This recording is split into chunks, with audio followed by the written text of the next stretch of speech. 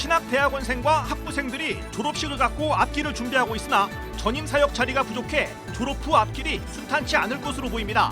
신대원과 학부 졸업생들의 목소리를 들었습니다.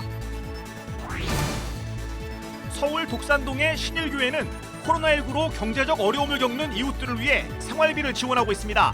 교회가 코로나19로 힘들어하는 지역사회를 위해 지원하는 일종의 민간 차원 재난지원금으로 주목받고 있습니다.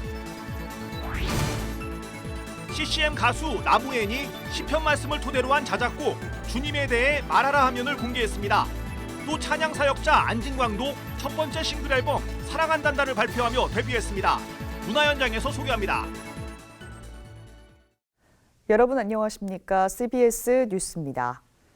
매년 이맘때는 졸업 시즌입니다. 하지만 취업이 쉽지 않은 요즘 졸업이 마냥 기쁠 수만은 없는데요. 신학교 졸업생들의 향후 진로도 꽃길만은 아닌 것 같습니다. 졸업생들의 이야기를 천수연 기자가 들어봤습니다.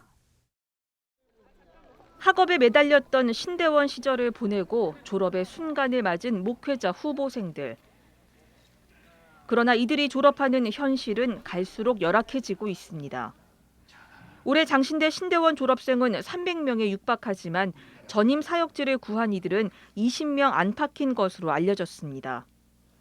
특히 지난해 코로나19 상황 속에서 영상이나 미디어 활용 능력 등 기존과는 다른 요구 조건들이 생겨나면서 졸업생들의 어려움은 더 커졌습니다. 졸업 이후에 전임으로 가기보다는 여전히 준전임인 조건이 더 많이 있는 것 같고, 또 그래서 많은 전도사님들이 계속 사역을 하기보다는 공부를 더 하시는 것 같아요. 전임 사역지가 갈수록 줄어드는 현실에서 사역 방향을 일반 목회에서 특수 사역 등으로 아예 전환하는 경우도 늘고 있습니다. 탈북민이라든지 이주민이라든지 이게 사회에서 좀 관심 많이 갖지 않는 소외된 사람들, 또 일명 이제 약자들, 그런 사람들을 섬기는 사역하고 싶습니다.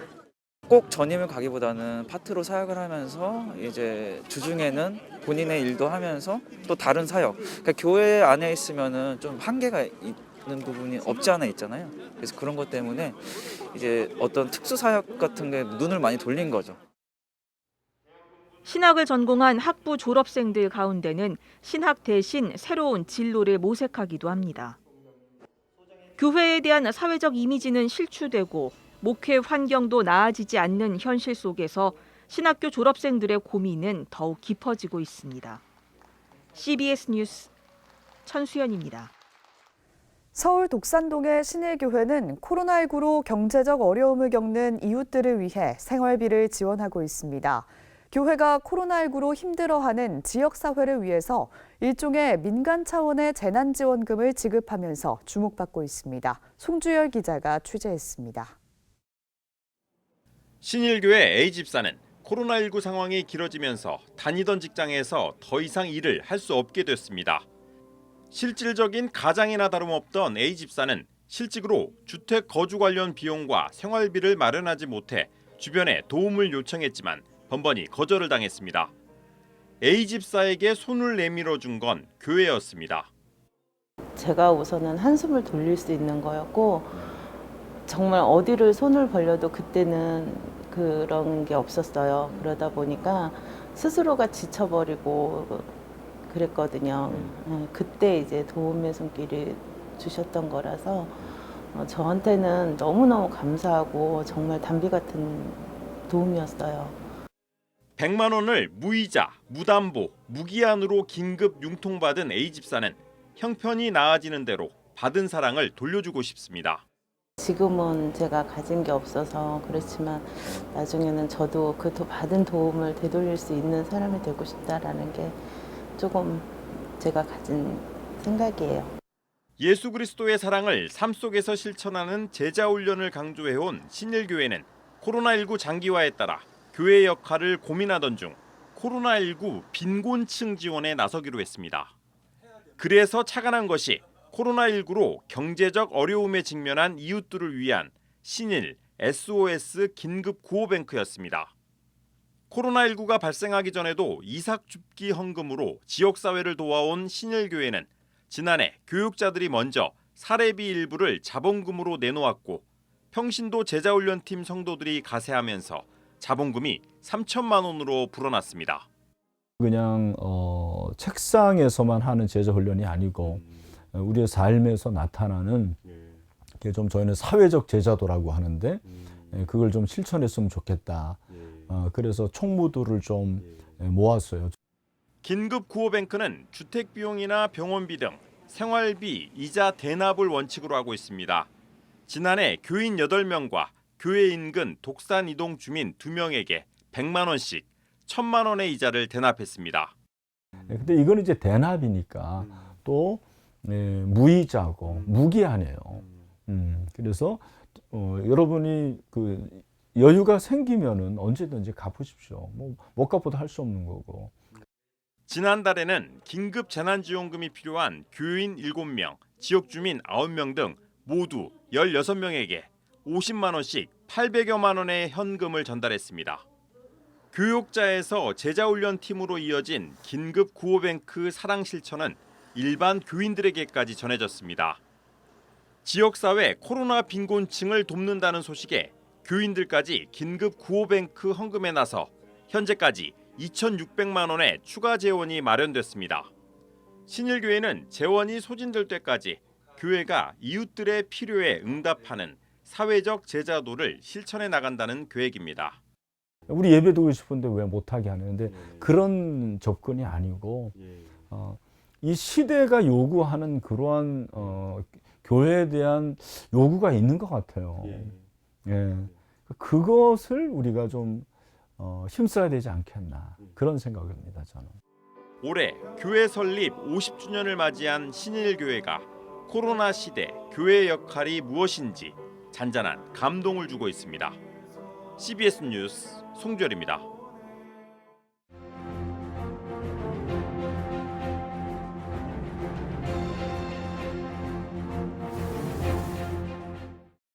조용기 목사님처럼 평가가 엇갈리는 지도자도 드물 것입니다.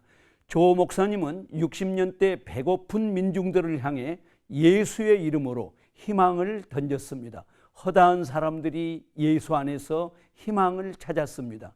그땐 아무도 조 목사님을 기복주의자라고 비난하지 않았습니다. 어느덧 시대가 변했습니다. 한국 사회는 잘 살아보자는 욕구를 넘어서서 바르게 사는 길을 찾는 데 목말라 했습니다. 교회가 그 요구의 절실함을 깨닫지 못했습니다. 교회는 잘 믿으면 더 큰 부자가 된다고 계속 충동했습니다. 이것이 그 많은 기도원 운동의 주된 흐름이었습니다. 복음의 본질은 퇴색되고 교회가 전한 복음은 기복주의라고 정죄받았습니다. 기복주의는 물질 만능주의의 다른 이름입니다.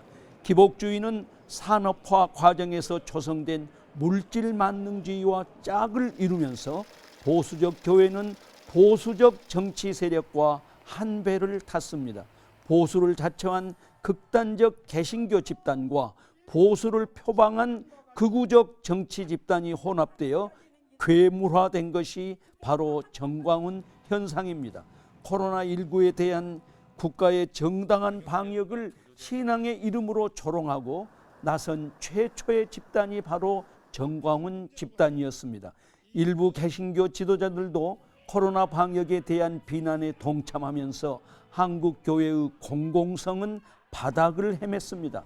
우리는 정광훈과 다르다고 외쳤지만 불행하게도 일반 국민들은 개신교, 정광훈, 신천지, 인터콥을 구별하지 않았습니다.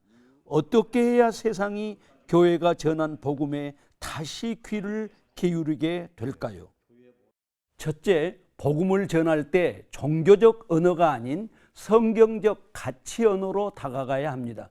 이것은 복음의 유일성을 상대화하는 것이 아닙니다.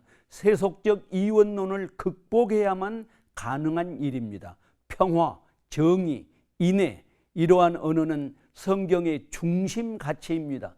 그리스도인들이 있는 곳에 평화, 정의, 인애가 확장되어 가면 그때 비로소 세상은 교회의 증거에 귀를 기울이게 될 것입니다.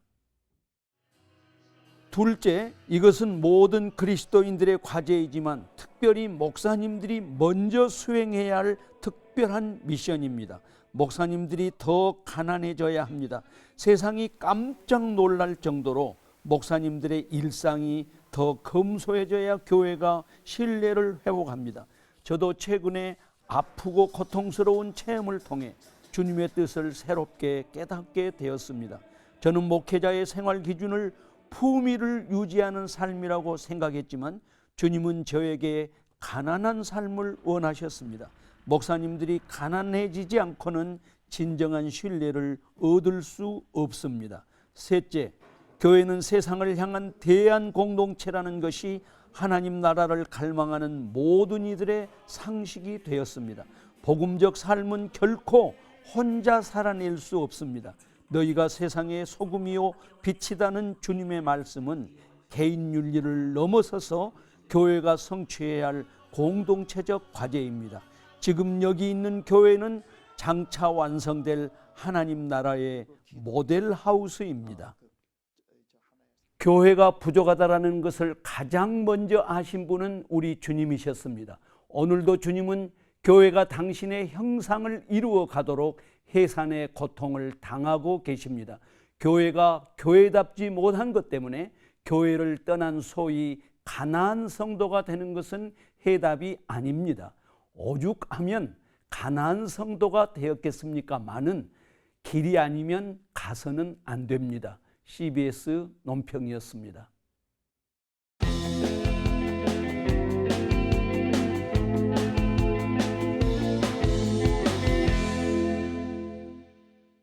CCM 아티스트 나무엔이 시편 말씀을 토대로 한 자작곡 주님에 대해 말하라 하면을 공개했습니다. 또 찬양사역자 안진광도 첫 번째 싱글 앨범 사랑한단다를 발표하며 데뷔했습니다. 두 앨범을 이빈나 리포터가 소개합니다. 지난 1998년 싱글 앨범 리멤버로 데뷔해 선한 능력으로와 여호와는 나의 목자니 등의 곡을 발표한 CCM 가수 겸 작곡가 나무엔. 나무엔이 신곡 주님에 대해 말하라 하면을 발표했습니다. 이 곡은 지난 2019년 나무엔이 발표한 시편 묵상 시리즈 시편을 노래하다의 연장으로 시편 16편을 주제로 하고 있습니다. 나더러 주님에 대해 말하라 하면 그 곁에 선 나는 흔들리지 않는다. 우리가 사람들한테 많이 장례를 받은 질문이 그래 니네 맘대로 하고 니네 생각대로 하는데 너네가 말하는 예수님이 너한테는 그래서 무슨 의미있다고 저는 생각해요. 그러다 보니까 거기에 대한 어떻게 보면 가장 원론적인 대답이 가장 정답이 아닐까. 환경 속의 이야기들을 나누면 더 좋겠다라는 생각이 들어서. 곡 주님에 대해 말하라 하면은 당신은 사랑받기 위해 태어난 사람을 작곡한 이민선 목사와 함께하는 회복 프로젝트의 두 번째 곡이기도 합니다. 주님에 대한 생각과 사랑, 찬양을 나무엔 김성호 씨와 이민선 목사가 말을 건네듯 함께 노래합니다. 찬양사역자 안진광 씨도 데뷔 앨범 사랑한단다를 발표했습니다. 안 씨의 자작곡인 사랑한단다는 요한복음 13장 1절을 중심으로 우리를 향한 예수 그리스도의 사랑을 이야기합니다. 이제 나의 몸은 십자가에 박히니 너를 사랑하기 때문이란다. 제가 지쳐서 무너질 때나 정말 납득할 수 없는 상황들이 일어났을 때 여러 가지 시험과 고난에 감당할 수 없을 때 많은 위로를 받았던 것은 예수님의 사랑과 그 하나뿐인 아들을 내어주신 하나님의 사랑이었습니다. 들으시는 분들이 많은 위로와 은혜를 받는 앨범이 되기를 소망하는 마음입니다. 한일장신대 실용음악과를 졸업한 안진광 씨는 앞으로도 찬양 사역을 이어나가며 목회자의 길을 가겠다고 밝혔습니다. 두 앨범은 모두 디지털 싱글로 나왔으며 각종 음원 사이트와 유튜브를 통해 감상할 수 있습니다. CBS 뉴스 이빈나입니다.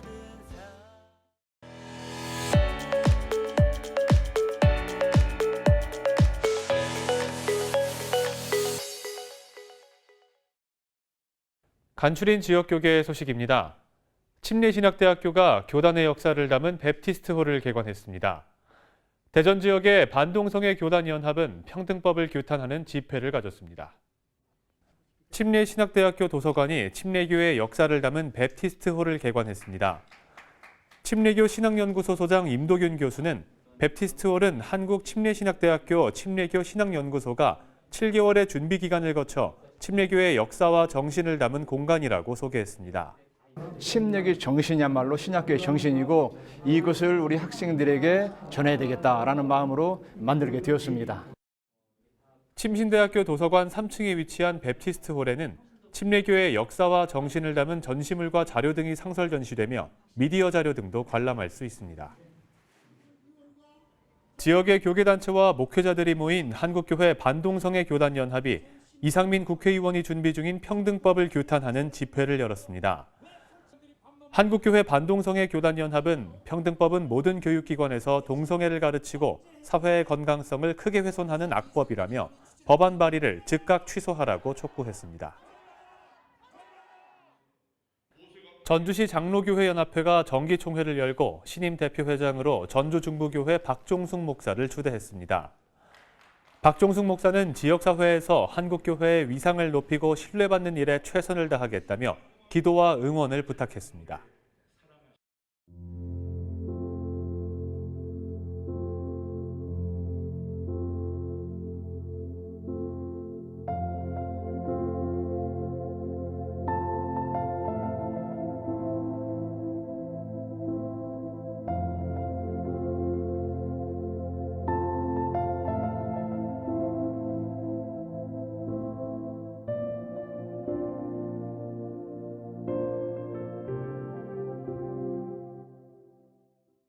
내일은 기온이 올라서 따뜻하겠습니다. 이상으로 뉴스를 마칩니다. 함께해 주신 여러분 고맙습니다.